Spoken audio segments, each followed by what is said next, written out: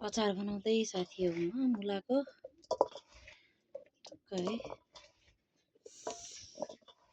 कस्तो भयो यसमा पिरो त लास्टै भक्या सायद यसलाई तेल राख्ने पनि यो फ्यात्तै हुन्छ कि तोरीको तेल भए राम्रो हुन्थ्यो तर तोरी पिसेर भुटेर पिसेर हालेछु मैले यसमा मसलाहरु सबै तर तेल बढी राख्नु हुँदैन के यसमा किनकि तेल बढी राख्यो भने गर्छ जस्तो प्याच्च हुन्छ के पतक्कै हुन्छ तोरीको तेल भए झन् राम्रो हुन्थ्यो किनकि